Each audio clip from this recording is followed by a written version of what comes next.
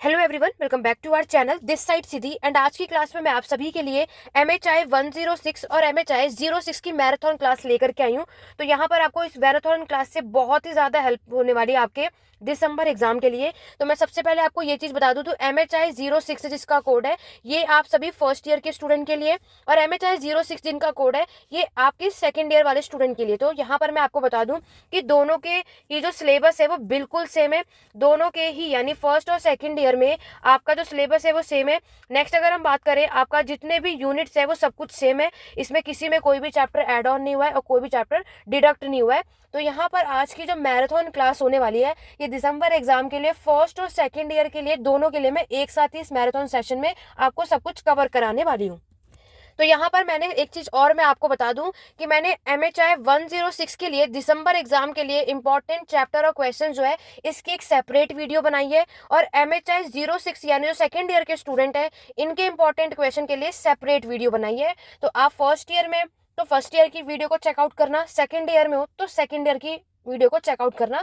But marathon session जो आज की क्लास में आप देखने वाले हो ये दोनों के लिए, क्योंकि आप दोनों का एग्जाम एक साथ एक ही दिन में है, ठीक है। बट यहाँ पर मैंने आपको क्या बताया, मैं दोनों के क्वेश्चन पेपर आपको दिखाकर आपको यहाँ पे सॉल्व करवाने वाली हूँ। तो ये जो क्वेश्चन है ये फर्स्ट और सेकेंड ईयर दोनों के लिए हेल्पफुल है, क्योंकि मैंने भी आपको एक चीज बताई कि आपका जो सिलेबस है, जो चैप्टर्स है, जो यूनिट्स है, दोनों के सेम है, ठीक है। तो कब कौन सा क्या क्वेश्चन आएगा और आपको क्या मेंशन करना है उस पर आपको यहाँ पर ध्यान रखना है, ठीक है। तो बिना वीडियो को स्किप करें, वीडियो के एंड तक बने रहिएगा। और यहाँ पर हम इस चैप्टर में अगर हम बात करें, आपका जो ये बुक है एवोल्यूशन ऑफ सोशल स्ट्रक्चर, तो यहाँ पर अगर आप देखोगे तो आपके क्रमक विकास के बारे में बात हो रही, सामाजिक संरचना। इस वाले बुक के अंदर हम एंशिएंट यानी प्राचीन, मेडिएवल यानी मध्यकालीन, मॉडर्न यानी कि आधुनिक इतिहास को कवर करेंगे, ठीक है। ये तीनों ही चैप्टर आपको देखने को मिलता है, किसमें से क्या पढ़ना है और क्या आएगा तो क्या लिखना है वो मैं आपको आज की क्लास में बताने वाली हूँ। जैसे कि आप सभी जानते हैं MHI 106 का एक जो एग्जाम है वो आपका एक नया एग्जाम जो ये सिलेबस है, और फर्स्ट टाइम जून 2024 में फर्स्ट टाइम आपको ये क्वेश्चन पेपर देखने को मिलता है।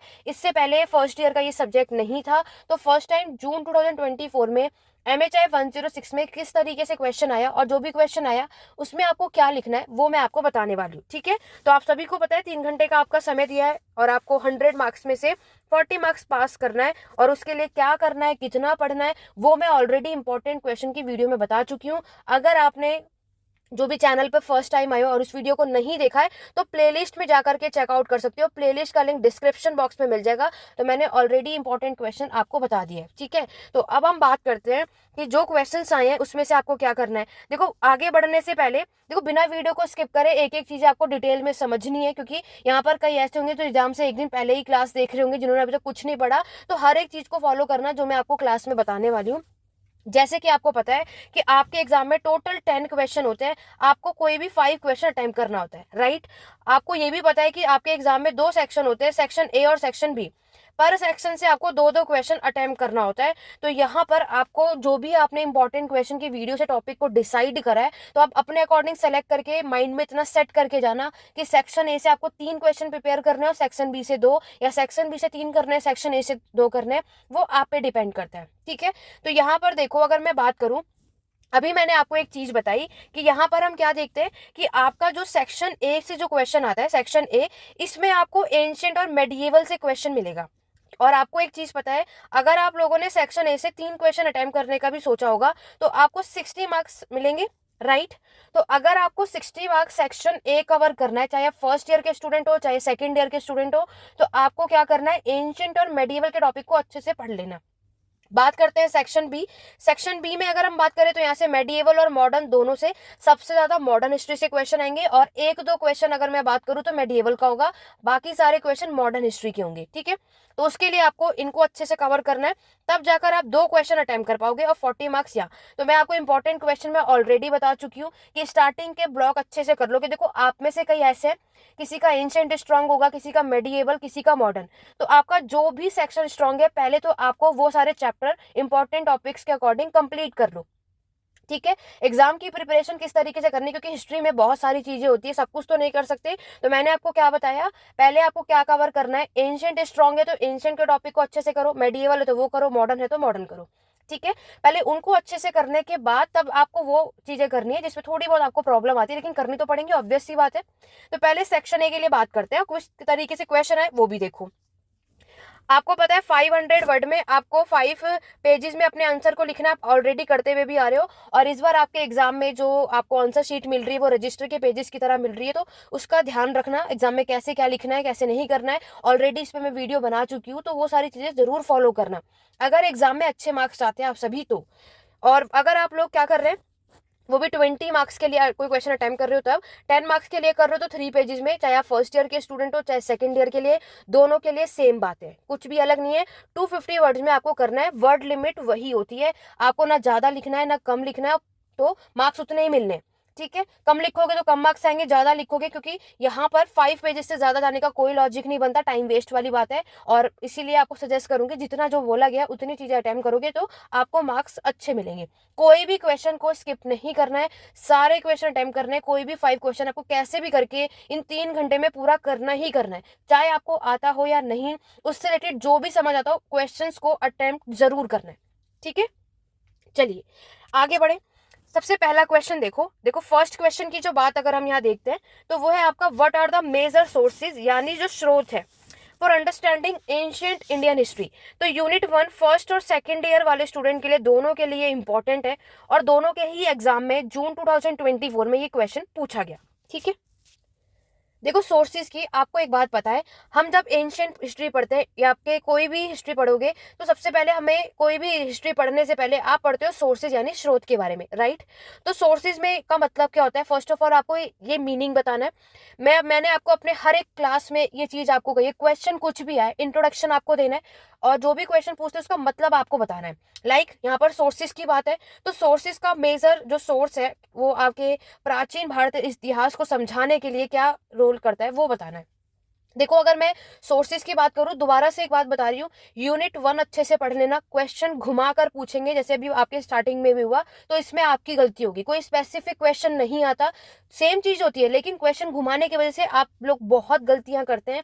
तो क्वेश्चन पे ना फोकस करके यूनिट पे फोकस करो, कॉन्सेप्ट क्लियर होना चाहिए। अगर मैं बात करूं आपका जो कॉन्सेप्ट है वो है टॉपिक है सोर्स, तो सोर्स की नॉलेज होनी चाहिए आपको। ठीक है, तो सोर्स से रिलेटेड जो भी क्वेश्चन आएगा तो वही लिखना है जो आपने पढ़ा है। अब अगर हम बात करें, इन्होंने आपसे एंशिएंट इंडियन हिस्ट्री पूछा है तो आप क्या बताओगे। देखो यहाँ पर अगर हम बात करते हैं जो सोर्सेज आपको मिलते हैं, हम यहाँ पर 2 तरीके के सोर्सेज देखते हैं। एक होता है आपका आर्कियोलॉजिकल यानी पुरातात्विक स्रोत, एक होता है आपका लिटरली यानी आपके साहित्य स्रोत, राइट। मैं हिंदी और इंग्लिश मीडियम दोनों में आपको प्रॉपर तरीके से एक्सप्लेन कर रही हूँ। आप में से कई ऐसे स्टूडेंट है जो हिंदी मीडियम में और उन्हें प्रॉब्लम होती है, तो देखो मैं यहाँ पर लिख बेशक इंग्लिश में रही हूँ लेकिन मैं प्रॉपर तरीके से हिंदी में एक्सप्लेन करूंगी, और कहीं कोई डाउट हो तो आप कमेंट के थ्रू पूछ सकते हैं। ठीक है, तो आर्कियोलॉजिकल और आपका जो लिटरली है यानी साहित्य स्रोत है, ये दोनों चीजें आप देखते हो, दोनों में फर्क क्या है, डिफरेंस क्या है। देखो आर्कियोलॉजिकल में आपको एक बात पता है कि इसमें आपको कोई भी रिटन रिकॉर्ड अवेलेबल नहीं होते, कोई भी लिखित साक्ष्य जो है इसका प्रमाण हमें यहाँ पर नहीं मिलता।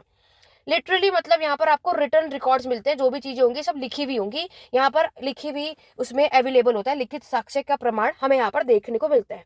ठीक है, 2 तरीके के सोर्स आपने देखे, यही आपको एक्सप्लेन करना जिसके थ्रू आज प्राचीन भारत इतिहास के बारे में आप पढ़ते हो, और इन्हीं के बारे में जो जो एक्सप्लेन कर सको। लाइक अगर हम बात करें एपिग्राफी, जिसे आप शिलालेख कहते हो, एपिग्राफी का मतलब क्या होता है, इसमें हम स्टडी करते हैं, स्टडी ऑफ इंस्क्रिप्शन, जिसमें आप शिलालेख को यानी अभिलेख को पढ़ते हो, उसे हम एपिग्राफी कहते हैं।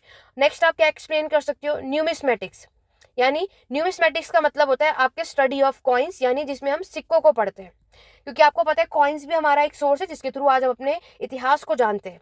नेक्स्ट अगर हम बात करें तो आपका और होगा मॉन्यूमेंट्स यानी स्मारक, तो आपको पता है उस टाइम पे बहुत सारे मॉन्यूमेंट्स भी हमारे इतिहास का यहाँ पर एक सोर्स है जिसके थ्रू आज हम इसको पढ़ पाते हैं।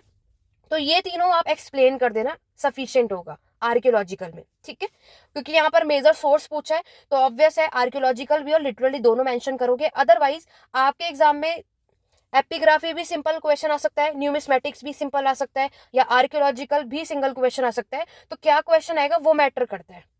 लिटरली सोर्सेज की बात करें तो लिटरली सोर्सेज में आपको पता है जैसे कि आपके ऋग्वेद, यजुर्वेद है ना, ये सारे वेद, सामवेद, अथर्ववेद आपको मिलते हैं, उपनिषद हुआ, एपिक्स हुए, ये सब कुछ आपको बताना है।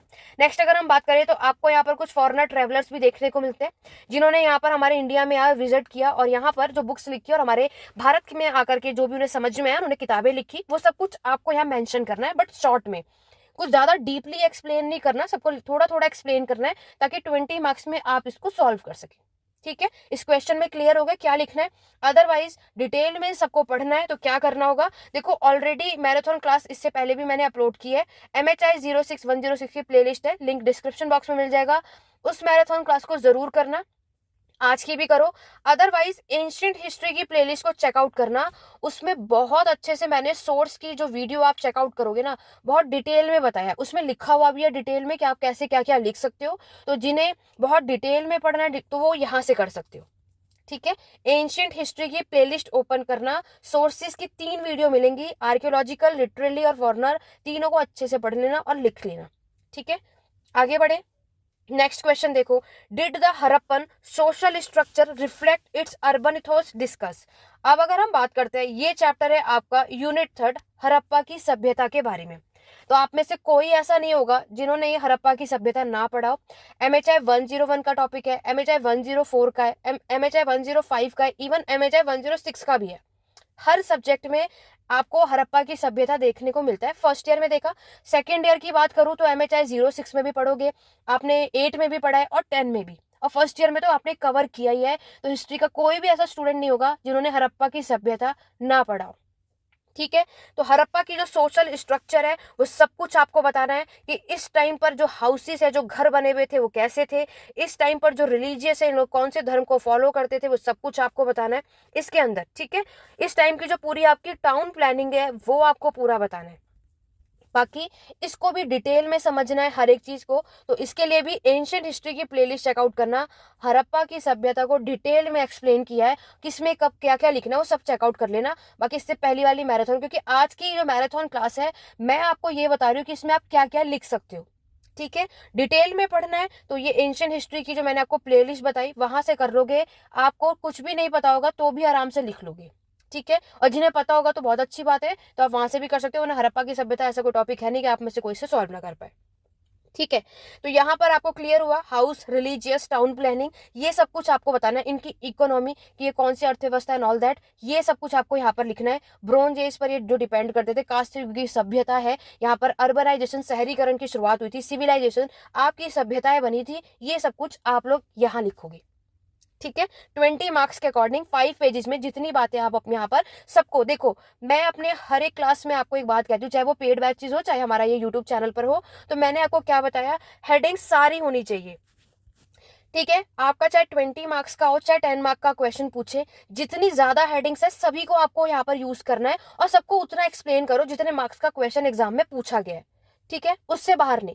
लेकिन आप में से कई ऐसा क्या करते हैं, अच्छा 10 मार्क्स का क्वेश्चन है तो हम इसमें सिर्फ टाउन प्लानिंग बता देते हैं, रिलीजियस बता देते हैं, दैट्स इट। नहीं, सारी हेडिंग्स आपको अपने एग्जाम में मेंशन करनी है। ठीक है, तो ये सब कुछ हरप्पा की सभ्यता में आप लोग यहाँ पर मेंशन कर देना, चाहे फर्स्ट ईयर के हो चाहे सेकंड ईयर के हो, दोनों में। अभी मैं सेकंड ईयर का भी क्वेश्चन पेपर दिखाऊंगी कि किस तरीके से आप में ये आएगा, दोनों के लिए एक दूसरे का जो दोनों का क्वेश्चन पेपर है दोनों के लिए हेल्पफुल है। क्यों, चैप्टर आपका सेम है, सिलेबस सेम है, सब कुछ A to Z जैसे पहला था आपके में भी यही है। फर्क बस इतना हो गया कि सेकंड ईयर का सब्जेक्ट उठा करके इन्होंने फर्स्ट ईयर में कर दिया, अदरवाइज सब कुछ सेम है। पहला और दूसरा क्वेश्चन समझ आया, मैं आपको ऑलरेडी बता चुकी हूँ। इसमें आपके टोटल 32 यूनिट्स हैं, तो सब कुछ तो नहीं कवर करोगे, लिमिटेड चीजें करनी है। तो पहले तो उन चीजों को स्ट्रॉन्ग बनाओ जिसकी नॉलेज आपको पहले से है। एंशिएंट ज्यादा स्ट्रॉन्ग है तो पहले उसे पढ़ लो, मेडिएवल है तो उसे पढ़ लो, मॉडर्न है तो उसे कर लो, अपने अकॉर्डिंग चेकआउट कर लेना। आगे बढ़े, क्वेश्चन नंबर 3 देखो। क्वेश्चन नंबर 3 जो है अर्ली मेडिवल से आया, यूनिट 12 है मेरे ख्याल से ये आपके बुक के अंदर।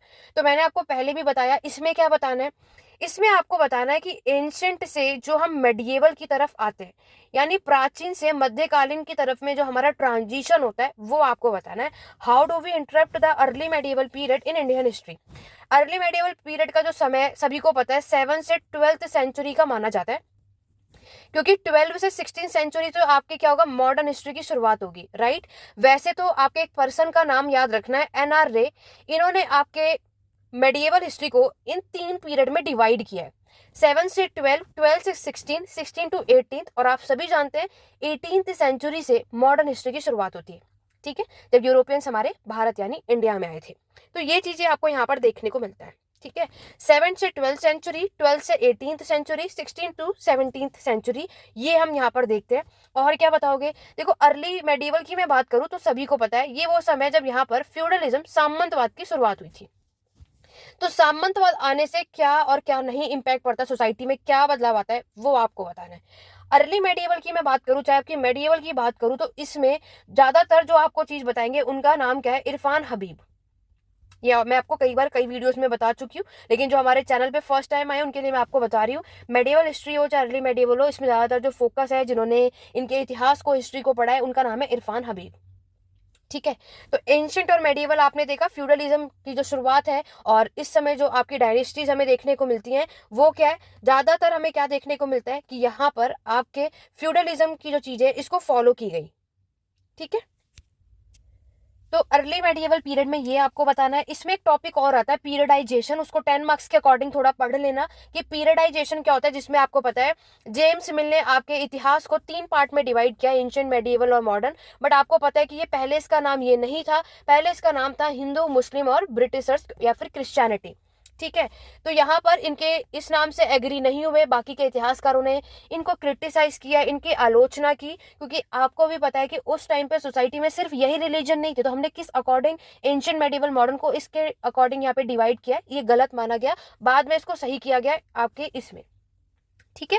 ये सब कुछ आपको याद रखना है। आगे बढ़े। नेक्स्ट है आपका role and function of guild. ये तो मैंने आपको ऑलरेडी बताया, यूनिट 8 है। गिल्ड आपको करना है, ऑलरेडी आपका MHI 0105 का भी ये टॉपिक है, और गिल्ड में ऑलरेडी बता चुकी, जिन्हें हम श्रेणी कहते हैं, है ना। तो श्रेणी का जो आपका काम है वो क्या होता है, वो आपको बताना है। देखो, जो गिल्ड होते हैं ये होते हैं आपके व्यापारियों का संगठन, ऑर्गेनाइजेशन ऑफ मर्चेंट, इनका ये पूरा ग्रुप होता है। ठीक है।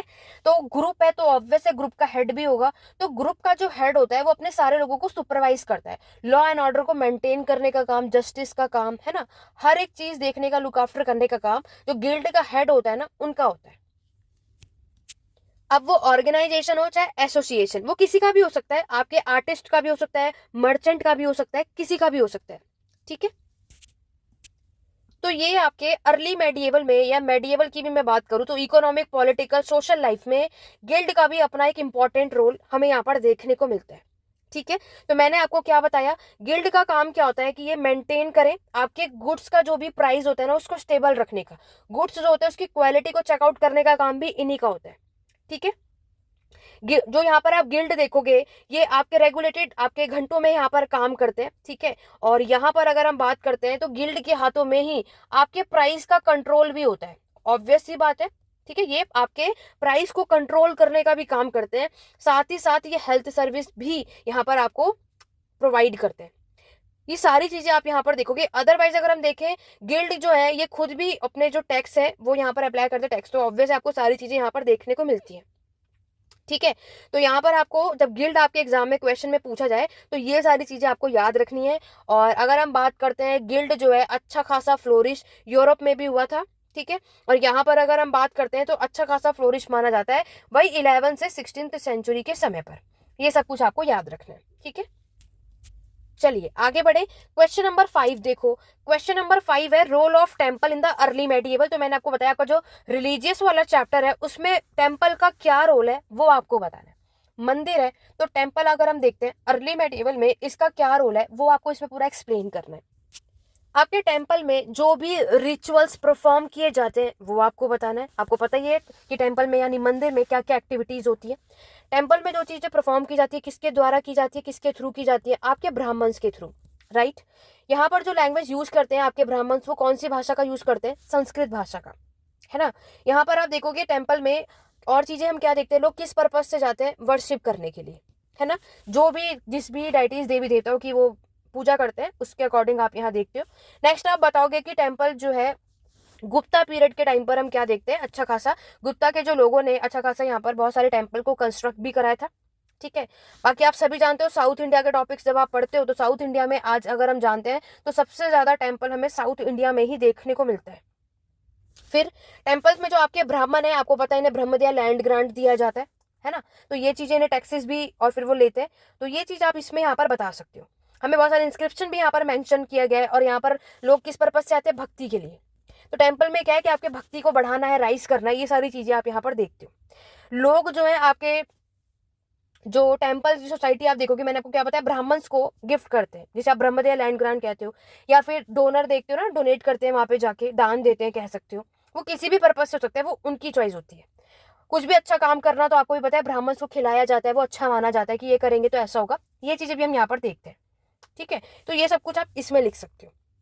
रोल ऑफ टेम्पल में जब आपके एग्जाम में ये चीजें आपको यहाँ पर देखने को मिलती है, तो बहुत और भी चीज है, लेकिन आप डिटेल में करोगे तो आपको ये चीजें समझ आए, आपको आइडिया जरूर लग गया कि इस टाइम पर चाहे आपका देखो विजयनगर के टॉपिक देखो, चाहे आप विजयनगर के टाइम पर भी टेम्पल कंस्ट्रक्ट कराए गए, कर्नाटक हुआ, आपका जैन हुए, ये सब इन्फ्लुएंस थे। भक्ति सूफी मूवमेंट आपने ऑलरेडी पढ़ा है। तो बहुत सारी चीजें, और मेल और फीमेल आपको दोनों ही यहाँ पर देखने को मिलते हैं। कौन? देवी देवता। ठीक है, तो ऐसा नहीं था सिर्फ मेल की ही यानी विष्णु शिव की ही पूजा होती थी, नहीं, आपको दुर्गा पार्वती इनकी भी वर्शिप की जाती थी, ये यहाँ पर बताया जाता है।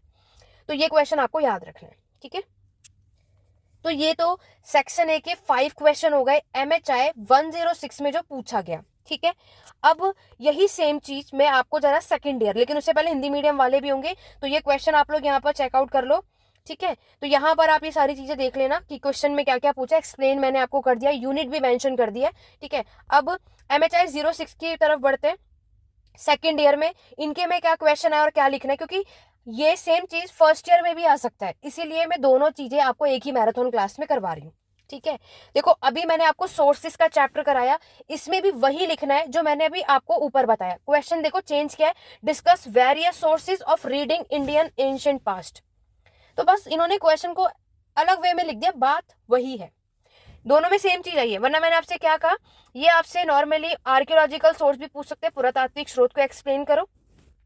ये आपसे नॉर्मली लिटरली सोर्सेज मेंशन कर देंगे, लिटरली सोर्सेज बताओ, तो आपको वही लिखना पड़ेगा। या तो 10 मार्क्स में आपको ऋग्वेद पूछ लेते हैं कि ऋग्वेद 10 मार्क्स का शॉर्ट नोट पे लिखो, या तो न्यूमिस्मेटिक्स है उसके बारे में बताओ। ठीक है, तो ये सब आपको ऑलरेडी पता होना चाहिए। एक बार आप डिटेल में कर लोगे, फिर वो शॉर्ट में पूछे लॉन्ग में पूछे कोई मैटर नहीं करता। सेकेंड क्वेश्चन देखो, archaeological features of paleolithic and mesolithic society. तो पूरा पाषाण काल और मध्य पाषाण काल आप में से कोई ऐसा नहीं होगा जिसने स्टोन एज ना पढ़ा हो, और अगर नहीं पढ़ा है तो एंशिएंट हिस्ट्री की प्लेलिस्ट में चेकआउट कर लेना, इसको भी बहुत अच्छे से पढ़ाया है। लेकिन ऑलरेडी आप MHI 101 में ये पेलियोथिक मीसोलिथिक ऑलरेडी पढ़ चुके हो, स्टोन एज सब कुछ वही लिखना है। किस तरीके से पूरा पाषाण काल और मीसोलिथिक यानी मध्य पाषाण काल का आपका समास था। ठीक है, इस टाइम पर जो आर्कियोलॉजिकल सोर्स है, देखो यहाँ पर वो सोर्सेज क्या है, पेंटिंग। ठीक है, आज आप देखते हो कि हमें यहाँ पे केव्स गुफा देखने को मिलती है, गुफा के अंदर ही हम क्या देखते हैं, पेंटिंग्स। और यहाँ पर जो रोग रहते थे वो किसमें रहते थे, आपके रॉक शेल्टर में, है ना। तो बाकी वही सब कुछ एक्सप्लेन करना है जो हम ऑलरेडी पेलियोथिक और मीसोलिथिक में पढ़ चुके हैं, कि पूरा पाषाण काल आपका आइस एज हिमयुग का समय है, और इस समय मीसोलिथिक तक आते आते आपका जो क्लाइमेट है वो गर्म होने लगता है, वार्म होने लगता है। तो यहाँ पर वॉइस एज जो आइस एज है वो मेल्ट हो जाता है, और इस समय के लोग हंटिंग गैदरिंग का काम करते थे, शिकारी और संग्रहण का। इस टाइम पर लोगों ने डोमेस्टिकेशन, फिशिंग और पेस्टोलिज्म, पशुपालन का काम शुरू किया। ये सब कुछ मेंशन करना है आपको। ठीक है, आज आप देखते हो कि यहाँ पर फिशिंग की जा रही है और डोमेस्टिकेशन का स्टार्ट हुआ है, तो ऑब्वियस इसके सोर्सेज हमें मिले, ये सब आपको बताओगे। आपको साइट्स भी देखने को मिलते हैं, साइट्स भी याद कर लेना किस साइट पे किस चीज का एविडेंस मिलता है, ये सब कुछ आपको इसमें लिखना है। ऑलरेडी हम कर चुके हैं एंशिएंट हिस्ट्री की प्लेलिस्ट, अदरवाइज स्टोन एज देख लेना, उसमें डिटेल में नोट्स है, बहुत हिंदी और इंग्लिश मीडियम डिटेल में लिखा है, तो आपको नोट्स बनाने की भी रिक्वायरमेंट होगी, वहां से कर सकते हो, लेकिन थोड़ा टाइम देखकर वहां से कर लेना। बाकी मैंने आइडिया दे दिया, और जिसको स्टोन एज की नॉलेज अच्छी खासी होगी तो आप लोग समझ गए कि ये क्वेश्चन आएगा तो आपको क्या अटेम्प्ट करना है। नेक्स्ट क्वेश्चन देखो, हड़प्पा की सभ्यता में अभी ऊपर आपको बता ही चुकी हूँ, अर्बन एंड सोशल स्ट्रक्चर, वही सब कुछ लिखना है जो ऊपर मैंने आपसे कहा, दोनों में सेम चीज है, बस क्वेश्चन थोड़ा अलग कर दिया है, लिखना वही है, कुछ अलग नहीं करना होता। अब आते हैं वैदिक पीरियड से। देखो वैदिक पीरियड बहुत अच्छा चैप्टर है और मैक्सिमम रिपीट होता है, खासतौर से सेकंड ईयर में। फर्स्ट ईयर में तो अभी आपने देखा, फर्स्ट टाइम में अभी नहीं आया। तो वैदिक पीरियड में वर्ण जो सिस्टम है वो आपको बताना है। ठीक है, अब अगर हम बात करें, आप में से कोई भी ऐसा नहीं होगा जिसे वर्ण सिस्टम ना पता हो। आपको पता है कि कितने वर्ण होते हैं, टोटल 4 वर्ण सिस्टम होते हैं, राइट, जिसमें होते हैं आपके ब्राह्मण, क्षत्रिय, वैश्य और शूद्र। ठीक है, और जो 5th वन होता है उन्हें आप अनटचेबल कहते हो, जिन्हें आप चंडालास कहते हो। ठीक है, तो ये भी याद रखना। आपको इनका रोल बताना है वैदिक टाइम में। और आपको एक बात पता है, सोसाइटी में इनइक्वालिटी की शुरुआत इसी टाइम पर हुई। वर्ण को आपको पता है, वैदिक पीरियड आप सभी पढ़ते हो, अर्ली और लेटर वैदिक पीरियड, ठीक है, यानी ऋग्वैदिक काल और उत्तर वैदिक काल में हम वैदिक काल को पढ़ते हैं, और ये दो पार्ट में था। और वर्ण सिस्टम को सबसे ज्यादा इंपॉर्टेंस लेटर यानी उत्तर वैदिक काल में दी गई। सोसाइटी में इनइक्वालिटी, असमानता की जो शुरुआत है वो आपको लेटर वैदिक से देखने को मिलता है। इससे पहले stone age, copper age, bronze age जो आपने पढ़ा, कहीं पर भी ये सारी चीजें नहीं मिलेंगी, क्योंकि आपकी सोसाइटी डेवलप तो जरूर हो चुकी थी लेकिन भेदभाव नहीं हुआ था, क्योंकि हर कोई बराबर था। इनइक्वालिटी शुरू हुई यहाँ से। ये सब कुछ आपको बताना है। ब्राह्मण, क्षत्रिय, वैश्य, शूद्र में कौन कौन आता है वो बता देना। ब्राह्मण जो है सबसे हाईएस्ट वर्ण होता है, इसमें पृष्ठ होते हैं, आपके स्कॉलर्स होते हैं। क्षत्रिय में आपके राजा, रूलर होते हैं, नॉबल्स होते हैं, ठीक है। वैश्य में आपके फार्मर्स हुए, वो भी वो वाले किसान जो कि जिनकी खुद की लैंड होती है। बिजनेसमैन हुए, ट्रेडर्स हुए, मर्चेंट हुए, क्राफ्टमैन हुए। शूद्र में आपको पता है सबसे लोअर कास्ट होते हैं, ठीक है, वो वाले पीजेंट जिनके जो लैंडलेस होते हैं, जिनके पास खुद की लैंड नहीं होती, सर्वेंट जो होते हैं, वो सारे लोग इसमें आते हैं। वर्ण सिस्टम आपका एक बहुत इंपॉर्टेंट कैटेगरी है, और ये भी हेरारकी होती है। अगर ब्राह्मण का कोई बच्चा होगा तो ऑब्वियस है वो ब्राह्मण का ही माना जाएगा। तो ये हेरारकी सिस्टम आपको देखने को मिलेगा। कहीं भी कोई भी पोजीशन होगी तो वो क्या होगा, हेरारकी ही आपको यहाँ पर देखने को मिलता है, ठीक है। तो वो जिस भी वर्ण में यहाँ पर जिसका जन्म होगा, बर्थ होगा, उसी के अकॉर्डिंगली ही सारी चीजें आपको यहाँ पर देखने को मिलती है। तो आपको पता है कि सबसे ज्यादा जो एक्सप्लॉइट, शोषण किया जाता है वो वैश्य और शूद्र का मिलेगा, और उसमें भी शूद्र का सबसे ज्यादा होता है। शूद्र को टेंपल में जाना अलाउ नहीं था उस टाइम पर, ठीक है। ब्राह्मण और क्षत्रिय सबसे टॉप पर होते हैं, इन्हीं के अंडर में वैश्य और शूद्र काम करते हैं। अनटचेबल तो बिल्कुल दूर दूर तक कोई कुछ नहीं, क्योंकि ये इन्हें अछूत माना जाता था, ये बात आपको भी पता है, ठीक है। तो ये सब कुछ आपको इसमें मेंशन करना है। बाकी डिटेल में वैदिक पीरियड पढ़ना है तो एंशिएंट हिस्ट्री की प्लेलिस्ट ओपन करो, वैदिक पीरियड को बहुत अच्छा डिटेल में नोट्स के साथ एक्सप्लेन किया है, चेकआउट कर लेना और अच्छे समझ जाओगे। बाकी मैंने आपको बता दिया, जितना कुछ आपको इसमें लिखना है, जो एक्सप्लेन करना है, वो आप यहाँ से कर सकते हो। और जितने पेड बैचेस के मेंबर्स यहाँ पर हैं, तो आपको जो नोट्स प्रोवाइड किया है और उस तो वो वहां से भी कर लोगे तो भी कंफर्मेशन है। अदरवाइज अगर आपके पास वीडियो देखने का टाइम नहीं होगा तो वैसे टाइम निकालना पड़ता है, क्योंकि आपने पूरा साल तो नहीं निकाला, एग्जाम से एक दिन पहले तो निकालना ही पड़ेगा अगर अच्छे मार्क्स लेकर आने हैं तो वीडियो भी देख लोगे तो भी काम बन जाएगा। मास्टर्स के स्टूडेंट हो, लिख तो आप लोग फिर भी लोगे, ठीक है। ये सब कुछ आपको करना है। क्लियर हो गया? चलिए शॉर्ट नोट की तरफ बढ़ते हैं। शॉर्ट नोट की तरफ देखोगे, बुद्धिज्म, जैनिज्म, आपका वैदिक टेस्ट से देखो, फिर आयर जो आपके रिचुअल्स है ना, ये आपको बताने। पहले मेगालिथिक कल्चर के बारे में बात करते हैं। देखो, अगर हम मेगालिथिक कल्चर का होता है महापाषाण संस्कृति, ये क्वेश्चन ज्यादातर नहीं आता है, फर्स्ट ईयर में आ सकता है, सेकंड ईयर में ऑलरेडी आ चुका है, तो तब भी ये दोनों मैंने अभी आपको क्या बताया, जो मैराथन सेशन है फर्स्ट और सेकंड ईयर स्टूडेंट दोनों के लिए, तो कभी भी किसी के क्वेश्चन पेपर में कुछ भी आ सकता है, तो नॉलेज के लिए सभी को पता होना चाहिए। आप सभी को वैसे भी पता होगा कि मेगालिथिक कल्चर जो आपका महापाषाण संस्कृति है, ये क्या होता है कि ये आपका, इसमें एक बड़ा सा लार्ज स्टोन स्ट्रक्चर आपको देखने को मिलता है ना।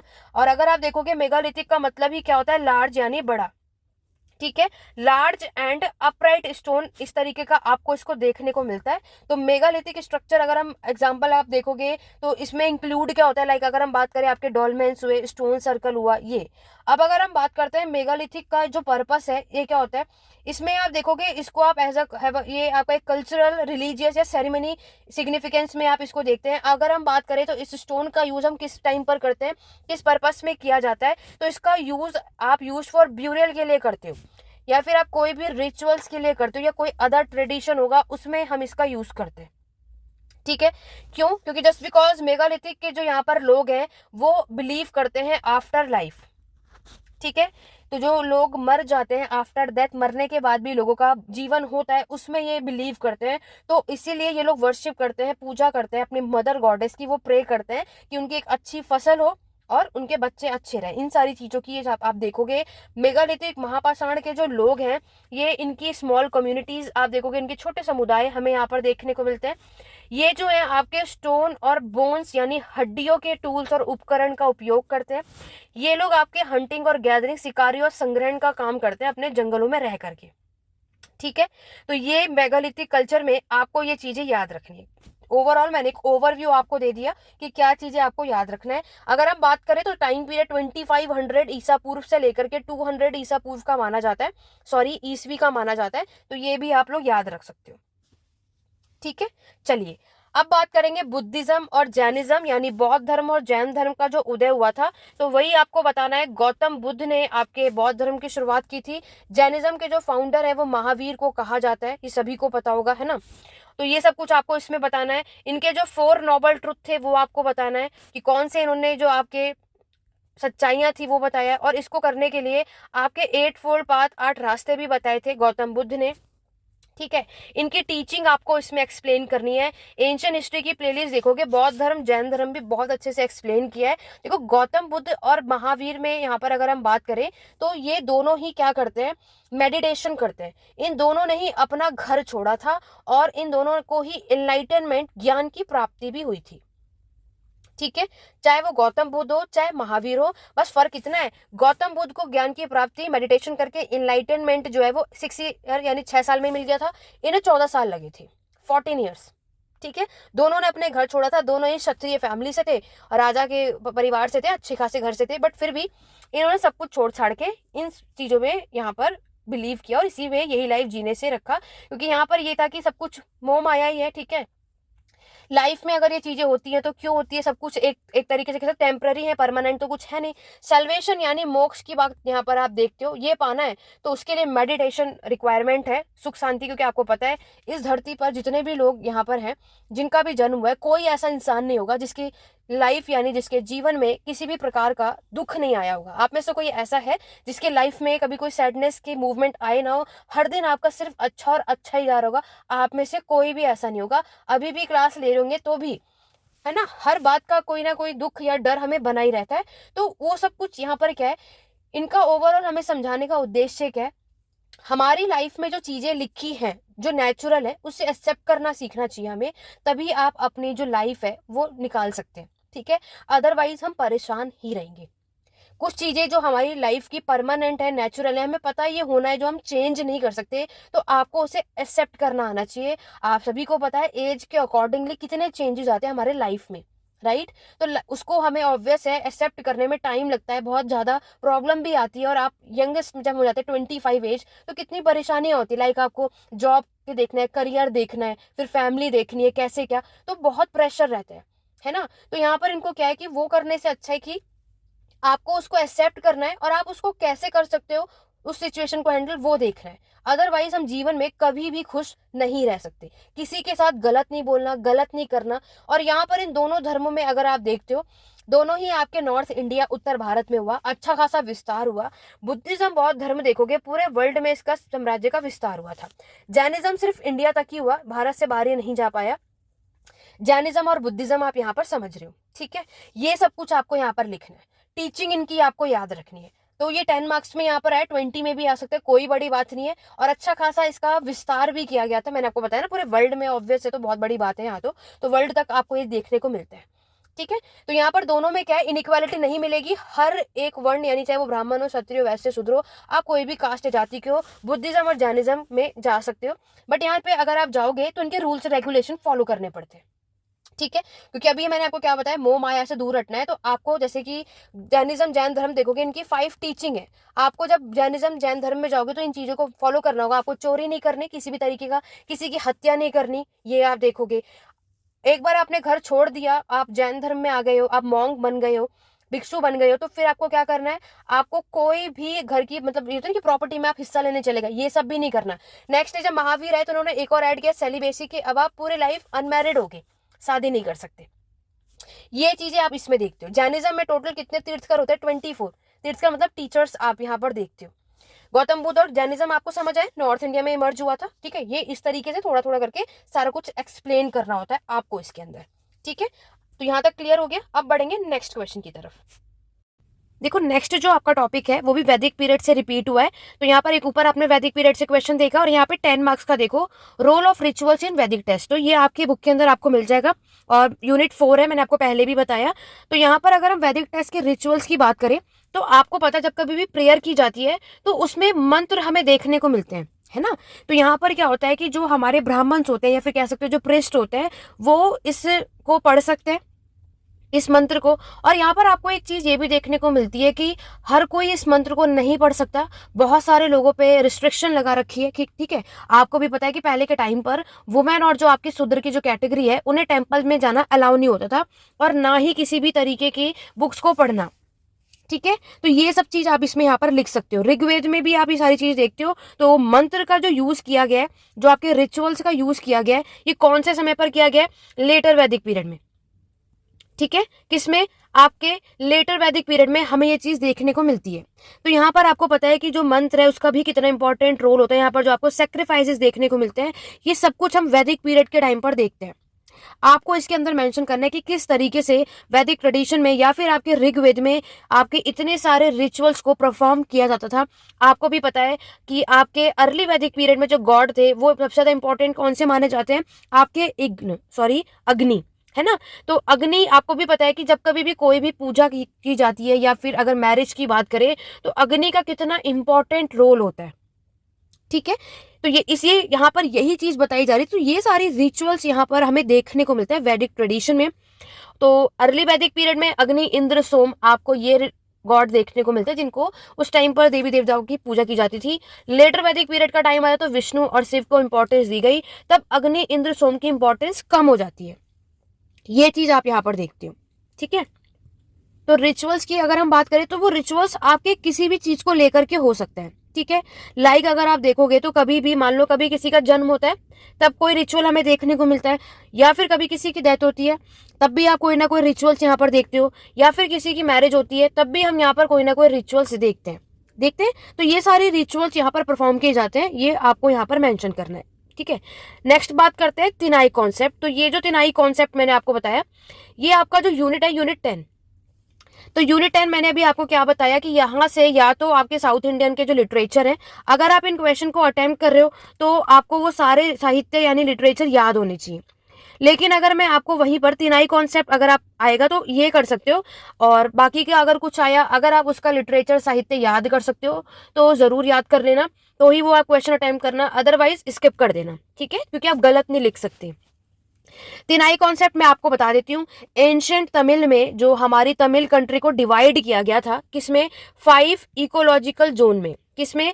5 इकोलॉजिकल जोन में तमिल की कंट्री को यहाँ पर डिवाइड किया गया था एंशिएंट के टाइम पर। तो इसी कॉन्सेप्ट, जो उनका जो जोन अभी आप पढ़ने वाले हो, उसी को तिनाई कॉन्सेप्ट कहते हैं। अब वो तिनाई कॉन्सेप्ट में वो 5 कौन कौन से, वो हम आगे एक्सप्लेन करते हैं। ठीक है, देखो यहाँ पर जो मैंने आपको बताया कि आपके 5 तिनाई होते हैं। सबसे पहला होता है आपका कुरंची। कुरंची कौन सा जोन होता है? आपका माउंटेनस जोन। ठीक है, जहां पर पहाड़ी एरिया होता है ना, उसको बोला गया है। नेक्स्ट बोला गया है आपके मुलाई। मुलाई क्या होता है? ये होता है आपका पेस्टोरल जोन, जो पशुपालन वाला एरिया आप देखोगे। नेक्स्ट है आपका मरुतम, क्योंकि आप साउथ इंडिया के बारे में पढ़ रहे हो ना, इसीलिए ये नेम आपको यहाँ पर देखने को मिलता है। नेक्स्ट जो जोन है वो आपके नदी वाला पार्ट जो होता है उसे बोला गया है। उसके बाद है आपका नेतल, ये होता है आपका कोस्टल जोन। ठीक है, और लास्ट जो हमारा बचा है वो है आपका पलाई, यानी कि एरिड जोन। तो ये 5 आपके, मैंने आपको क्या बताया, तिनाई कॉन्सेप्ट वो कॉन्सेप्ट होता है जहां पर आपके तमिल के कंट्री को 5 इकोलॉजिकल जोन में डिवाइड किया गया है, उसे तिनाई कॉन्सेप्ट कहते हैं। ये चीज आपको याद रखना है।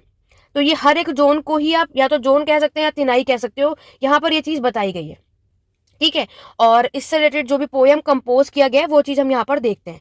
लाइक अगर हम बात करें, आपका एक सोर्स है वो आप याद कर सकते हो, टोलका पीएम, आपने कई स्टूडेंट ने ऑलरेडी सुना होगा, जहां पर ये तिनाई कॉन्सेप्ट के बारे में बताया जाता है। ठीक है, तो ये तिनाई कॉन्सेप्ट पढ़ लेना, मैंने आपको आइडिया दे दिया कि तिनाई कॉन्सेप्ट का मतलब यहाँ पर क्या होता है। तो यहाँ तक आपको क्लियर हो गया कि अगर मैंने आपको फर्स्ट ईयर और सेकेंड ईयर दोनों ही क्वेश्चन अच्छे से समझा दिए सेक्शन ए के, तो यहाँ से बहुत, अगर आपने इतना भी कर लिया ना, बहुत अच्छा स्कोर कर लोगे, कोई डाउट नहीं है। दोनों ही फर्स्ट और सेकंड ईयर के लिए मैराथन सेशन है, और दोनों के लिए ये, ऐसा नहीं है कि सेकंड ईयर में जो क्वेश्चन आए वो फर्स्ट में नहीं आ सकता, या जो फर्स्ट में आए वो सेकंड में नहीं आ सकता, ऐसा नहीं है। दोनों के लिए ही मैराथन हेल्पफुल है। आज जो सेकंड ईयर में आया, कल को वो फर्स्ट ईयर में भी आ सकता है, फर्स्ट वाला सेकंड में भी आ सकता है, क्योंकि दोनों के जो चैप्टर्स और सिलेबस है वो बिल्कुल सेम है। ठीक है, चलिए आगे बढ़ते हैं। तो यहां तक आपको क्लियर हो गया। तो यहां पर अगर हम बात करें तो मैंने आपके साथ MHI 06 यानी सेकंड ईयर के जो स्टूडेंट हैं वो क्वेश्चन पेपर आपके साथ शेयर किया, और ऑलरेडी मैं 106 का कर चुकी हूँ, आपका ये सेक्शन 1। अब चलो सेक्शन बी करते हैं, दोनों ही सेक्शन बी में आपको करवाऊंगी। तो यहाँ पर देखो, सेक्शन बी में सबसे पहला क्वेश्चन है, comment on the nature of rural elites in the medieval North India. तो रूरल एलाइट की बात की जा रही है आपके मध्यकालीन उत्तर भारत के बारे में। तो ये वाला आप देख रहे हो रूलर, मतलब वो वाला ब्लॉक जहाँ पर आपके 16, 17, 18, क्योंकि हमारे सिर्फ एक वही ब्लॉक है जिसमें 3 चैप्टर जो है रूलर के बारे में हमें यहाँ पे बात किया जाता है। और यहाँ पर आप देख सकते हो साफ साफ मेंशन है नॉर्थ इंडिया, यानी ये क्वेश्चन यूनिट 17 से पूछा है। मैंने आपसे कहा ही है कि जो आपका ये विलेज वाला जो ब्लॉक है 16, 17, 18, डेफिनेटली एक क्वेश्चन मैक्सिमम आपको यहाँ से देखने को मिलता है, वो कुछ भी हो सकता है। तो इन्होंने आपसे पूरा यहाँ पर एक चैप्टर का नाम मेंशन किया, अब आपको इसको यहाँ पर सॉल्व करना है। ठीक है, अब आपको इसमें बताना है कि किस तरीके से, देखो नॉर्थ इंडिया की बात हो रही है, मेडिएवल के टाइम की बात हो रही है, तो यहाँ पर आप देखोगे कि इस टाइम पर एल ब्रूनी थे। ठीक है, ये आए थे आपके 11th ऑफ सेंचुरी को, और यहाँ पर इंडियन सोसाइटी कैसी थी वो सब कुछ यहाँ पर बताया। और किसने आपको यहाँ पर बताया? कार्ल मार्क्स ने। ठीक है, कार्ल मार्क्स ने आपके पूरे मेडिएवल की इंडियन विलेज सोसाइटी के बारे में बताया। किसने बताया था? कार्ल मार्क्स ने। कार्ल मार्क्स के साथ साथ और भी बहुत सारे लोग थे जिन्होंने आपके मेडिएवल के टाइम पर रूलर जो आपका विलेज सोसाइटी है वो कैसी थी, क्या थी, वो सब कुछ आपको यहाँ पर देखने को मिलता है। ठीक है, तो यहाँ पर आप रूरल सोसाइटी को समझोगे जिसमें हम पूरा मेडिएवल के टाइम पर आपका जो पैटर्न है एग्रीकल्चर का वो कैसा था, क्या है, वो हम यहाँ पर देखते हैं। ठीक है, जैसे कि अभी आप देखोगे कि अभी आपका उत्तर भारत पे फोकस हो रहा है, नेक्स्ट जो चैप्टर है वो साउथ इंडिया यानी दक्षिण भारत पर है, लेकिन इस चैप्टर से पूछे तो और क्या बता सकते हैं? वही मैंने आपको बताया कि आपके इस टाइम के जो लोग हैं नॉर्थ इंडिया में भी मेडिएवल के टाइम पर भी यहाँ की जो सॉइल है अच्छी खासी फर्टाइल यानी उपजाऊ थी। ठीक है, तो इसी वजह से आप यहाँ पर क्या देखोगे कि अभी भी हम ज्यादातर जो लोग हैं इनकी इकोनॉमी आपकी एग्रीकल्चर यानी कृषि पर ही बेस्ड थी। अच्छा खासा आपको ये डेवलप देखने को यहाँ पर मिलता है। इस टाइम पर भी आपको ऑब्वियस आपको पता ही है जमींदार का रोल आपको यहाँ पर देखने को मिलता है। ठीक है, बहुत इंपॉर्टेंट यहाँ पर हम देखते हैं। नेक्स्ट अगर हम बात करते हैं आपके विलेज में, तो दिल्ली सल्तनत जो आपका टॉपिक है या दिल्ली सल्तनत के पहले का भी जो हमारा टॉपिक है उसमें भी आप देखते हो। लाइक अगर हम बात करें, ऐसा बोला जाता है, जैसे यहाँ पर देखो विलेज की बात हो रही है तो ऑब्वियस है कि आप विलेज में जो एडमिनिस्ट्रेशन होता है ना, जो प्रशासन में जो लोग थे वो आप बता सकते हो। यहाँ पर मैंने आपको जब आपने MHI 104 पढ़ा था तो हमने उसमें एक चौधरी वर्ड पढ़ा था। ये कौन होता है? तो ये जो था ये हेडमैन था आपके विलेज का, बताया था मैंने उस टाइम पे। तो ये हेडमैन होता है आपके कितने 100 विलेजेस का, 100 गांव का ये हेडमैन होता है जो आपके चौधरी का यहाँ पर आपको मिलेगा। नेक्स्ट जो मैंने आपको बताया था वो है मुकद्दम। मुकद्दम भी सबने पढ़ा है। मुकद्दम कौन होते हैं? ये विलेज हेडमैन होते हैं। ठीक है, और कौन विलेज में आपको लोग मिलेंगे? खोट्स। ये सब आपको याद रखना है। ठीक है, नेक्स्ट अगर हम बात करें, ऐसा बोला जाता है कि यहाँ पे जो लोग हैं बहुत ही फाइन क्लॉथ को वियर करते थे। ठीक है, ये सब कुछ आप इसमें लिख सकते हो। साथ ही साथ यहाँ पर अगर हम बात करते हैं आपके जो पीजेंट है, किसान, आपने खुद खास्ता और पाई कास्ता भी फर्स्ट ईयर में ऑलरेडी पढ़ा है। तो खुद खास्ता जो किसान होते हैं वो किसान होते हैं जिनके पास खुद की लैंड होती है, वो अपने ही लैंड पर खेती करते हैं। ठीक है, पाई कास्ता आपको क्या पता है कि जो दूसरों की लैंड पे काम करते हैं, खुद की लैंड उनके पास नहीं होती है। ठीक है, ये सब कुछ आपको यहाँ पर बताना है। तो ये तो आपने ये बताया। इसी तरीके से पीजेंट का भी क्या रोल है, तो पीजेंट में मैंने खुद खास्ता और पाई कास्ता 2 कैटेगरीज आपको बता दी जो आपको यहाँ पर देखने को मिलता है। इस टाइम पर मेडिएवल के टाइम पर जो भी आपको सोर्सेज मिलते हैं वो कौन सी भाषा में होंगे? आपके पर्शियन यानी फारसी भाषा में आपको यहाँ पर ये देखने को मिलता है। ठीक है, इसी तरीके से आप देखोगे आपके विलेज में ही एक और मेंशन मैंने आपको बताया, पटेल। ये भी कौन है? ये भी विलेज हेडमैन है। ठीक है, सब कुछ ये आपको देखो, इन सभी का इंपॉर्टेंट रोल आपके विलेज में आपको यहाँ पर देखने को मिलता है। और यहाँ पर जब ये खेती करते तो ये किस किस का यूज करते तो ये सब आपको भी पता है। प्लो यानी हल का यूज किया जाता है, ऑक्स का यूज किया जाता है। ठीक है, ये सारी चीजें तब यूज होने लगी क्योंकि ऑब्वियस टेक्नोलॉजी अभी नहीं आई थी, बाद में हमें ये सारी चीजें देखने को मिलती है। ठीक है, ये सब कुछ आपको इसमें लिखना है। जब नॉर्थ इंडिया के बारे में एग्जाम में क्वेश्चन आता है ना, तो ये सब कुछ आप इसमें एक्सप्लेन कर सकते हो पूरा डिटेल में।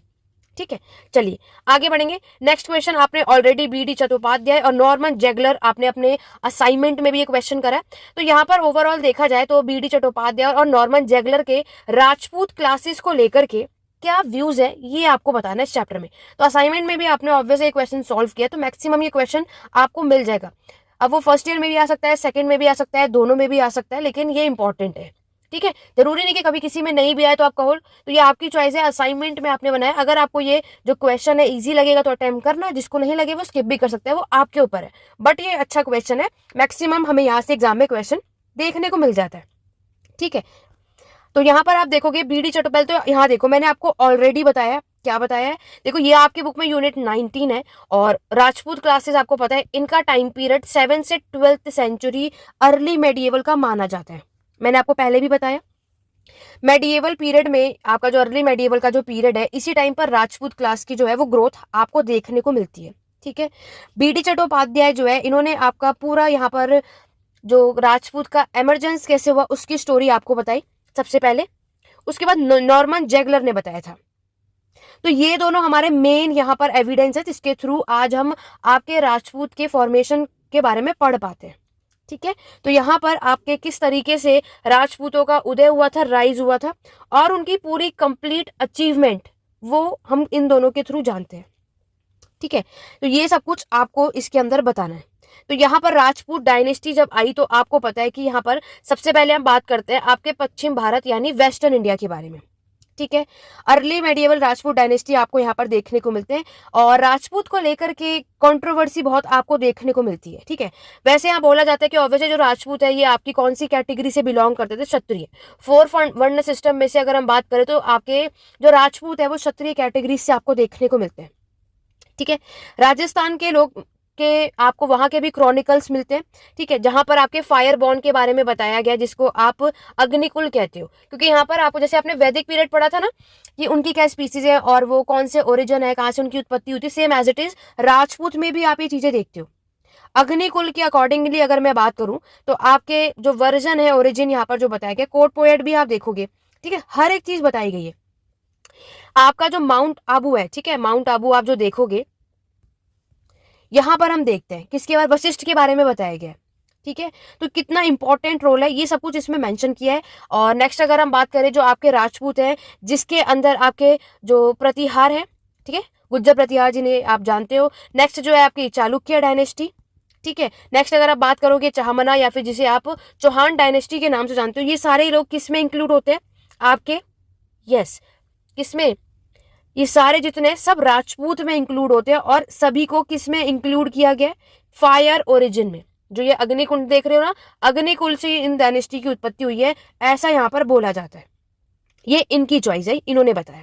आगे देखो, नेक्स्ट अगर आप देखोगे बीडी चट्टोपाध्याय का क्या मानना है, उन्होंने राजपूतों का जो एमरजेंस हुआ है उनका पूरा क्या बताया, पॉलिटिकल स्ट्रक्चर बताया। ठीक है, पूरी राजनीतिक संरचना यहाँ पर बताई है, किस तरीके से आपके चौहान साम्राज्य यहाँ पर आए, अजमेर पे ऑलरेडी रूल कर ही रहे थे, दिल्ली को किस तरीके से कॉन्कर कर लिया, जीत लिया, वो सब कुछ इन्होंने यहाँ पर बताया। इसी तरीके से आप नेक्स्ट देखोगे गोहिला किंगडम, ये साम्राज्य भी आप देखते हो।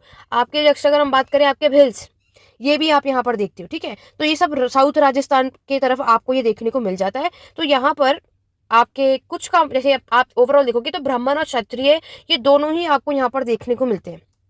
ठीक है, ब्राह्मण और क्षत्रिय दोनों ही कैटेगरी आपको पता है। क्षत्रिय से पहले आपके ब्राह्मण्स आते हैं, है ना, चौहान डायनेस्टी आती है, उसके चौहान डायनेस्टी के बाद आपका दिल्ली सल्तनत आता है।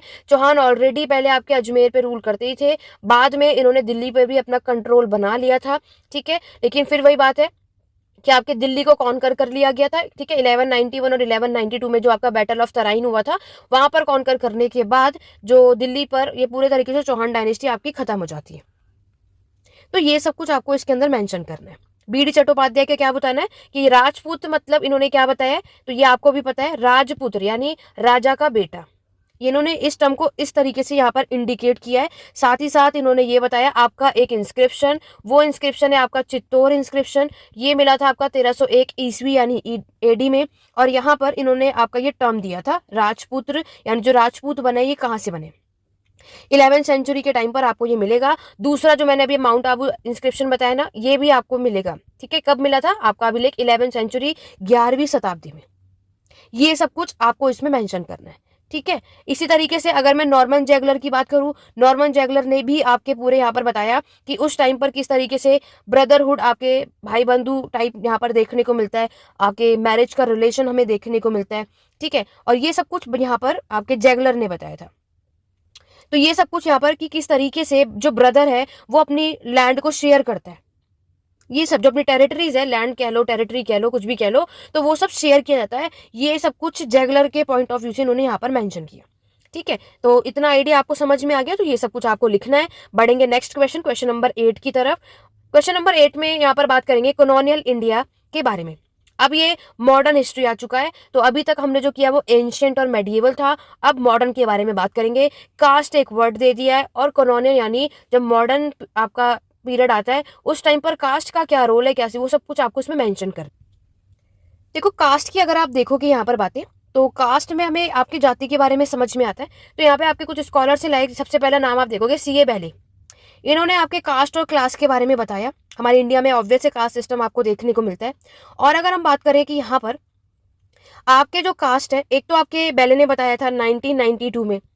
अब बहुत सारी कास्ट के लोग होते हैं, जैसे कोई आपके वो होगा अग्रवाल होगा, कोई ओसवाल होगा, कोई मारवाड़ी होगा, है ना, कोई जैन होगा। अलग अलग ट्रेडिशन आपको यहाँ पर जो कास्ट के लोग हैं हमें यहाँ पर देखने को मिलते हैं। ये चीज़ बताई जा रही है यहाँ पर। 17th सेंचुरी में आप देखोगे कारखाना, मुगल्स के टाइम पर पढ़ते हो तो कारखाना जो है ये इसका जो कंट्रोल है वो आपके स्टेट यानी मुगल्स के नॉबल्स के हाथों में हुआ करता था। लेकिन जब से आपके मॉडर्न हिस्ट्री की कॉलोनियल पीरियड की शुरुआत होती है तो इसका कंट्रोल जो है वो किसके हाथों में होने लगा, जो यहाँ के व्यापारी थे, जो मर्चेंट थे। तो कास्ट इनके ऊपर थी आपके स्लेव के और आपके पीजेंट के कंपैरिजन में। अगर हम देखते तो आपके जो मर्चेंट है इनका कास्ट इनसे ऊपर था, तो इसीलिए ये इन पर क्या कर सकते हैं, अपना कंट्रोल बना सकते हैं।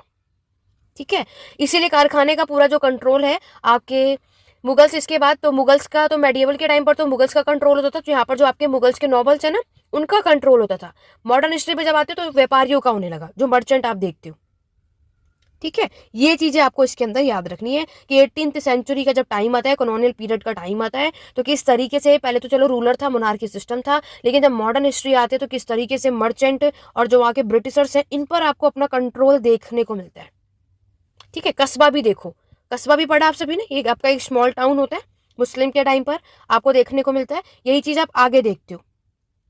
ठीक है, बस यही सब कुछ आपको इसमें मेंशन करना है। आगे बढ़े तो क्वेश्चन नंबर 9 बहुत अच्छा है, मैं ऑलरेडी बता चुकी। सोशल रिलीजियस रिफॉर्म मूवमेंट जरूर करना 19th सेंचुरी, ये डेफिनेटली आपको मिल जाए। तो मैं आपको शॉर्ट में अगर बताऊं तो यहाँ पर आपके समाज और धार्मिक जो सुधार आंदोलन चला है हमारे, इन सब का मेन जो उद्देश्य है वो क्या है, अगर आप देखोगे तो क्या है, तो फर्स्ट ऑफ ऑल है आपको प्रमोट करना है क्या, सोशल जस्टिस। ठीक है, इंसाफ दिलाना उस टाइम की अगर हम बात करें। और क्या मेन उद्देश्य इन रिफॉर्म का, वुमेन एजुकेशन। ठीक है, यहाँ पर वुमेन की शिक्षा के बारे में बात की जा रही है। यही सारी चीजें तो आप देख रहे हो। और नेक्स्ट अगर हम बात करें, मैक्सिमम जो रोल है आपका रीमैरिज, सती प्रथा। ठीक है, ये सारी चीजों के अकॉर्डिंगली चाहे आपका ये सारे जो सुधार लेकर के आना चाहते हैं, चाहे वो चाइल्ड मैरिज ही क्यों ना हो। ठीक है, अब इसके अकॉर्डिंगली आपको कुछ मूवमेंट याद करने हैं। लाइक अगर हम बात करें जैसे कि आपका यंग बंगाल मूवमेंट आया था। ठीक है, यंग बंगाल मूवमेंट आपको देखने को मिलता है, तो यहाँ पर आपके फ्रीडम की बात की गई। इसी तरीके से नेक्स्ट जो आपको देखने को मिलेगा, आपको जो जो भी याद हो जाए रिलीजियस रिफॉर्म वो आप लोग याद कर लेना। रामकृष्ण मिशन, रामकृष्ण मिशन की बात करें तो ये स्वामी विवेकानंद ने फाउंड किया था 1897 में। इनका मिशन था क्या करना, कास्ट सिस्टम को और अनटचेबिलिटी को अपोज करने का। ठीक है, इन्होंने आपके वेदांत को प्रमोट किया था। मैक्सिमम स्टूडेंट को ये बात ऑलरेडी पता होगी। और क्या बता सकते हैं, यस आपको जो जो पता है सभी जल्दी कमेंट करके बताएंगे कि कौन कौन से रिलीजियस रिफॉर्म आप लिख सकते हो। सत्य शोधक समाज ज्योतिराव फूले के द्वारा ये फाउंड किया गया था महाराष्ट्र में। आपके वुमेन की जो सोशल कंडीशन थी उसकी इंप्रूवमेंट के लिए, पुअर और अनटचेबिलिटी की जो आपकी कंडीशन थी पुअर, उन सबको इंप्रूव के लिए यहाँ पर ये आया था।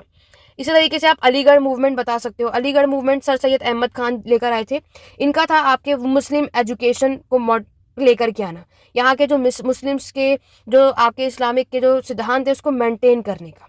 ठीक है, इस तरीके से आपको समाज सुधार आंदोलन का जो उद्देश्य है रिलीजियस रिफॉर्म मूवमेंट, ये आपको इसमें मेंशन करना है। 19th सेंचुरी में आया और क्या था वो मैंने आपको बता दिया। चलो क्वेश्चन नंबर 10 और देख लेते हैं। तो आपका MHI 106 का जो क्वेश्चन पेपर है वो कंप्लीट हो जाएगा, फिर 06 की तरफ बढ़ेंगे।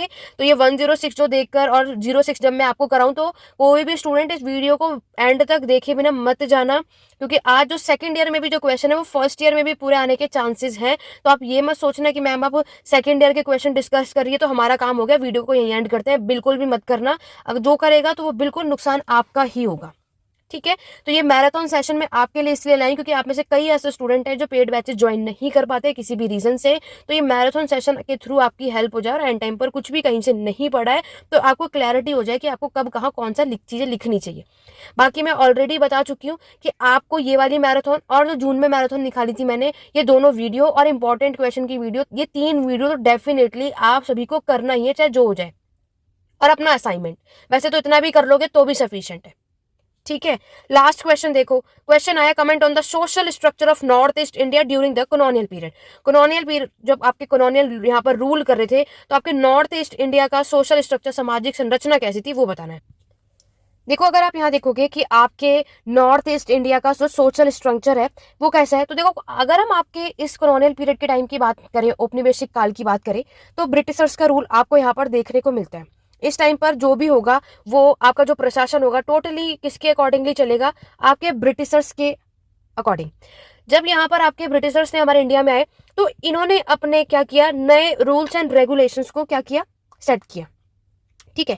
अब अगर आप देखोगे नॉर्थ ईस्ट इंडिया में अगर आपके कौन कौन से रीजन्स मतलब देखने को मिलते हैं, इसमें आपको ट्राइब्स देखने को मिलेंगी।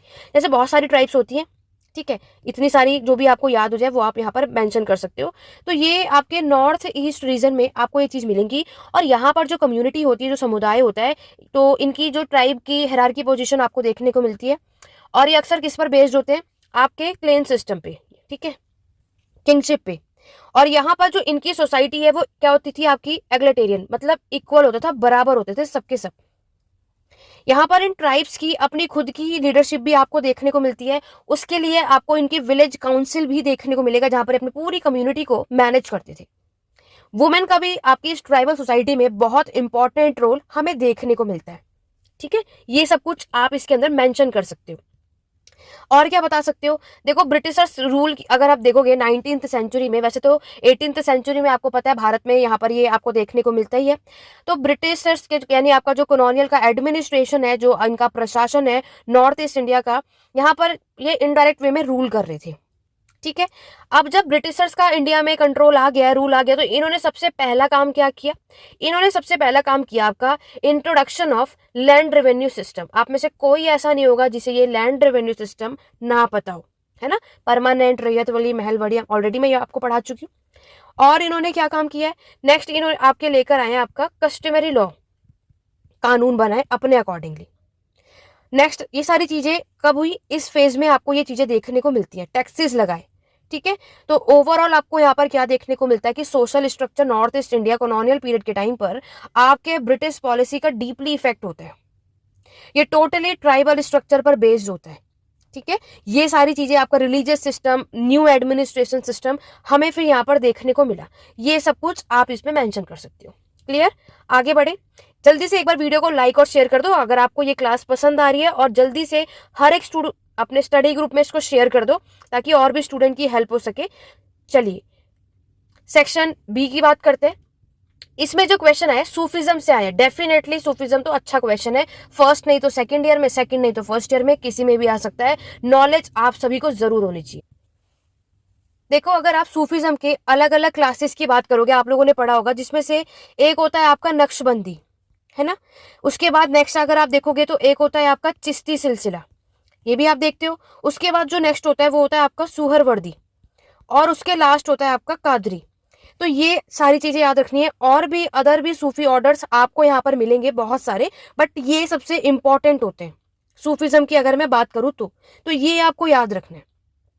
जो सबसे मोस्ट पॉपुलर सिलसिला आपका होता है वो होता है सबसे पहले चिश्ती सिलसिला, सुहरवर्दी सिलसिला, आपकी कादरी और नक्शबंदी। ठीक है। तो ये सब कुछ आपको इसमें लिखना है। सूफी ऑर्डर जो है, क्योंकि उस टाइम पर ये आपका जो कौन फॉलो करता है, आपके इस्लामिक जो लॉ आपको यहाँ पर देखने को मिलते हैं ना, वो लोग करते हैं। ठीक है। हर एक के आप देखोगे एक अलग अलग टीचर्स हमें यहाँ पर देखने को मिलते हैं। वो कैसे, मैं ये आपको क्लियर कर देती हूँ। आप में से कई लोगों को इसके बारे में थोड़ा बहुत नहीं आइडिया होगा। देखो सूफिज्म आपका एक इस्लाम है, ठीक है। मेडिएवल के टाइम पर आप इसको देखते हो। सेल्फ अवेयरनेस की यहाँ पर बात की जाती है, आपके राइट्स, अधिकार की बात की जाती है। ये वर्ड आपका अरेबिक वर्ड से आया है, ठीक है, अरबी भाषा से, वो है वुल। सूफी का मतलब क्या होता है, सूफी का जो वर्ड है ना, इसका मतलब क्या होता है, अरेबिक में वुल होता है। ठीक है। उस टाइम पर आप ये देखोगे रफ वुल क्लॉथ ये लोग वॉन वियर करते थे। कौन जो उस टाइम पे प्रॉम्प्ट होते थे ना, वो लोग वियर करते थे। उसके बाद आपने खलीफा भी पढ़ा है फर्स्ट ईयर में ऑलरेडी, MHI 101 में आपने ऑलरेडी देखा है। तो तभी से आपके 12 AD ईस्वी में सूफिज्म की शुरुआत होती है। ये चीज हम यहाँ पर देखते हैं। अभी फिर मैंने आपको क्या बताया कि यहाँ पर आपके सूफी ऑर्डर भी अलग अलग होते हैं। हमारे इंडिया में अलग अलग आप देखोगे सूफिज्म के जो फॉलोअर्स होते हैं वो मुस्लिम्स ही नहीं होते, हिंदू भी होते हैं। ऐसा नहीं है कि ये आपका इस्लामिक है तो सिर्फ मुस्लिम के मेंबर्स ही आपको यहाँ मिलेंगे, नहीं, हिंदू के भी फॉलोअर्स आपको यहाँ पर देखने को मिलते हैं। टोटल अगर मैं बात करूँ तो ये 12 सिलसिले होते हैं, जिसमें से 4 ये सबसे ज्यादा इंपॉर्टेंट माने जाते हैं। चिश्ती सिलसिला अगर आप लोग यहाँ पर देखते हो तो यहाँ पर आप देखोगे इसके जो फाउंडर हैं वो कौन है, ख्वाजा मुद्दीन चिश्ती। इनका नाम तो मोस्टली सभी ने सुना होगा। तो इन्होंने यहाँ पर इसको इंट्रोड्यूस किया था 1143 से 1223 ईस्वी में, ठीक है। और अफगानिस्तान में आप ये देखोगे ख्वाजा मुद्दीन चिश्ती जो है इन्होंने आपके फाउंड किया था यहाँ पर एक खानका अजमेर में, ठीक है। खानका आपने भी मैंने आपको ऑलरेडी बता दिया। ऐसे ही और भी चिश्ती आपको यहाँ मिलेंगे, फरीद उद्दीन मिलेंगे उसके बाद आपको, जिसे आप बाबा फरीद के नाम से भी जानते हैं। फिर निजामुद्दीन औलिया आपको यहाँ पर देखने को मिलेंगे जो कि मुस्लिम रूलर हैं। इस तरीके से कई सारे लोग आपको यहाँ मिलते हैं। सुहरवर्दी सिलसिला हमारे भारत में आया था चिश्ती के सेम टाइम पर ही, वो पंजाब और मुल्तान में आया था, ठीक है। जो नेक्स्ट सिलसिला है आपका। और कादरी सिलसिला आपके लाने वाले मुगल जब हमारे इंडिया में रूल करे थे तब शेख अब्दुल कादिर लेकर आए थे। ये चीजें आपको याद रखना है। ये आपके यूनिटी पर बिलीव करते हैं। नक्शबंदी आप देखोगे ख्वाजा बहुद्दीन नक्शबंदी ने इसको फाउंड किया था हमारे इंडिया में। तो ये सब कुछ आपको इसमें याद रखना है। जब आप लोग ये लिखोगे तो इस्लाम हमारे इंडिया में कब आया था, 7th सेंचुरी में, ठीक है। और किसके थ्रू आया था वो याद रखना, मर्चेंट यानी व्यापारियों के थ्रू, जो कि साउथ अरेबिया से आए थे, क्योंकि वो लोग ट्रेड करते थे ना। तो ट्रेड के थ्रू आपको पता है कि ये सारी चीजें ऑब्वियस है स्प्रेड होती थी।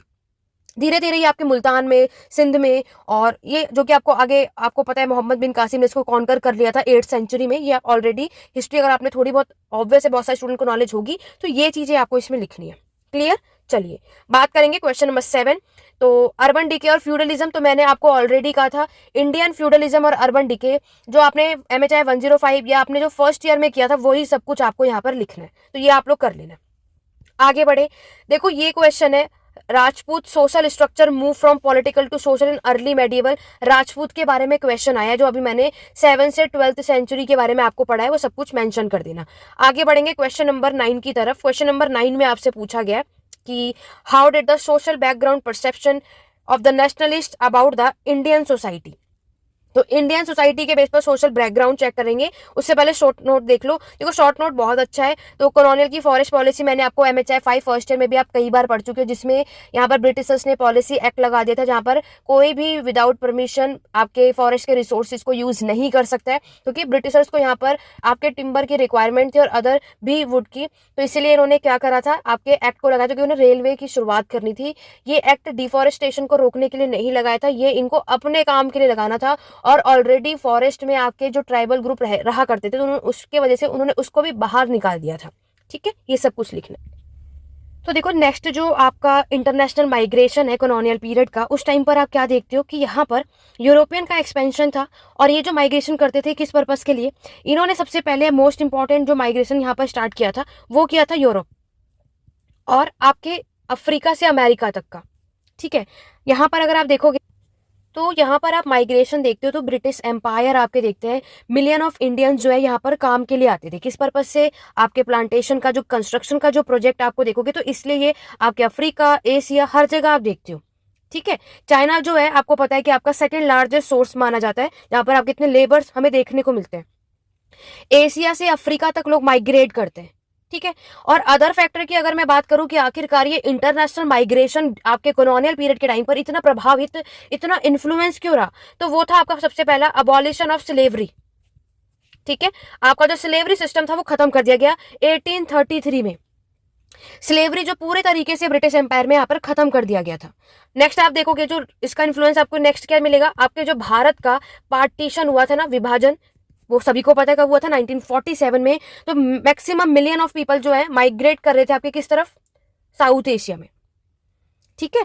ये सब कुछ आपको इसमें याद रखना है। नेक्स्ट आप बात करोगे गांधीयन के क्रिटिक्स ऑफ अनटचेबिलिटी। देखो ये बहुत आम बात है, आप सभी को पता है गांधी जी जो है आपके अछूत या अनटचेबिलिटी को क्रिटिसाइज करते हैं, है ना, उसको अपोज करते हैं, चाहे वो अनटचेबिलिटी हो चाहे वो कास्ट सिस्टम हो। तो यहाँ पर इन्होंने बहुत पब्लिक मीटिंग्स हुए, आपके प्रोसेशन हुए, यहाँ पर बहुत चीज हुई। इन्होंने क्या लिखा, यंग इंडिया। आप में से बहुत सारे स्टूडेंट को ऑलरेडी पता है यंग इंडिया यहाँ पर इन्होंने लिखा था, जिसमें टेम्पल, स्कूल, हर जगह, चाहे आपका वेल्स यानी कुएं, आपको पता है ना पहले के टाइम पर कास्ट सिस्टम के अकॉर्डिंगली कुएं का पानी अगर किसी को निकालना होगा तो वो भी अलाउ नहीं होता था, अगर वो अनटचेबल की कैटेगरी से होगा तो यहाँ पर ये सारी चीजों को खत्म करनी थी, ठीक है। इसके लिए गांधी जी ने आपके 1932 में आपके हरिजन सेवक संघ, क्या, आपके हरिजन सेवक संघ को स्टार्ट किया था, ठीक है। हरिजन सेवक संघ, वो चाहते थे सबके लिए बराबर हो, कोई भी यहाँ पर ये ना हो कि उनके साथ क्या हो रहा है, अनइक्वालिटी, आपको यहाँ पर डिस्क्रिमिनेशन, भेदभाव देखने को मिल रहा है, नहीं। तो हरिजन जो टर्म है ये आपका दलित वर्ड से है, इसको किससे रिप्लेस किया गया है? दलित। इसके लिए गांधी जी ने 1932 में फास्ट भी रखा था आपके अनटचेबिलिटी के जो लोग हैं ना उनके फेवर के लिए। ये सब आप इसमें बता सकते हो। एंड एट द लास्ट जो आपका शॉर्ट नोट है, स्वामी नारायण सेक्ट की मैक्सिमम मिल जाता है आपके एग्जाम में क्वेश्चन पेपर में। स्वामी नारायण सेक्ट की अगर मैं बात करूं तो ये आपका एक हिंदू वैष्णविज्म मूवमेंट है। 18th सेंचुरी में इसका एमरजेंस आपको देखने को मिलता है। इसके जो फाउंडर है इसी के नाम से है आपके। याद रख, देखो मेनली आपको टाइम पीरियड याद होना चाहिए, उसके बाद किसने इसको फाउंड किया ये आपको याद होना चाहिए। टाइम पीरियड मैंने आपको बता दिया, ठीक है।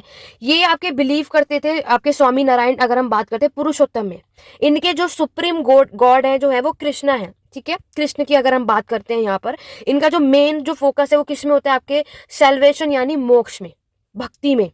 तो आपको पता है अगर मोक्ष पाना है तो किसके थ्रू हो सकता है? भक्ति के थ्रू, ठीक है। आपके धर्म हुआ, ज्ञान हुआ, ये सारी चीजें हम यहाँ पर देखते हैं। धीरे धीरे आपके इसमें स्वामी नारायण सेक्ट में देखोगे कम से कम 1 मिलियन फॉलोवर धीरे धीरे आपके यहाँ पर बढ़ने लगे। ये चीजें आप यहाँ पर बता सकते हो, ठीक है। और ये मूवमेंट आगे जाके हिंदू वैष्णविज्म मैंने आपको बताया, रामानुज आप यहाँ पर देखोगे, और किसमें इसमें बिलीव किया गया जो उनके अवतार के बारे में, ये सब कुछ आपको यहाँ पर लिखना है। इनके जो प्रिंसिपल, अगर मैं सिद्धांत की बात करूं तो वो है ऑब्वियस है वही, स्टीलिंग यानी चोरी नहीं करना, ठीक है। पूरे तरीके से हर एक के लिए बराबर इक्वल है, वेजिटेरियन होना चाहिए, ये आप यहाँ पर देखते हो। जो हम बुद्धिज्म जैनिज्म में आप ऑलरेडी करते हो ना, वो सारी बातें आपको यहाँ पर लिखनी है, ठीक है। तो ये था आपका कंप्लीट जो पूरा MHI 106 और 06 की मैराथन क्लास। आशा करती हूँ आज की क्लास आपको हेल्पफुल रही होगी अदर मैराथन क्लास के थ्रू। और यहाँ तक किसी को कोई डाउट या क्वेरी है कमेंट के थ्रू पूछ लेना। बाकी मैंने आपको बता दिया, ये वाली मैराथन प्लस जून की मैराथन प्लस इंपॉर्टेंट क्वेश्चन की जो वीडियो है ये चेकआउट कर लेना। आपके एग्जाम में डेफिनेटली आप अच्छा स्कोर कर लोगे। और जो फर्स्ट ईयर के स्टूडेंट है वो असाइनमेंट भी अच्छे से कर लेना। मैक्सिमम जो मैंने आपको ये दोनों क्वेश्चन पेपर कराए ना, असाइनमेंट के क्वेश्चन भी इसी में से सेम एज इट इज आपको मिल जाएगा, तो अच्छे से पढ़ लेना। मैक्सिमम क्वेश्चन इससे बाहर तो आपको नहीं मिलेगा। अगर आपने इतना पढ़ लिया तो 70% आराम से स्कोर हो जाएगा, ठीक है।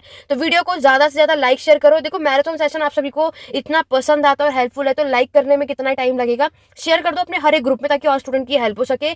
सब्सक्राइब कर लेना ताकि आगे आने वाली मैराथन सीरीज में आप सभी मेरे साथ जुड़ सके। कोई डाउट या क्वेरी कमेंट के थ्रू पूछ सकते हैं। टेलीग्राम चैनल का लिंक डिस्क्रिप्शन बॉक्स में। कोई नोट्स लेना चाहता है हिंदी और इंग्लिश दोनों में अवेलेबल है। 88819698 इस नंबर में व्हाट्सएप के थ्रू आप नोट्स भी परचेज कर सकते हैं। आपके एग्जाम के लिए सफिशिएंट होगा। तो पेड क्लासेस भी अवेलेबल है। अभी आपके इस एग्जाम में टाइम है तो आप क्लासेस भी ले सकते हो। किसी को इस सारे टॉपिक को डिटेल में समझना है तो आप क्लासेस भी अवेलेबल है, उसके लिए भी आपको इसी नंबर पे कांटेक्ट करना है। टेलीग्राम चैनल, व्हाट्सएप ग्रुप, सारे ग्रुप को ज्वाइन कर लो ताकि इग्नू से रिलेटेड सारे अपडेट आपको टाइम टू टाइम मिलते रहे। तो चलिए सुना, आज की क्लास को यहीं एंड करते हैं। मिलते हैं अपने नेक्स्ट मैराथन सेशन में। Thank you for watching.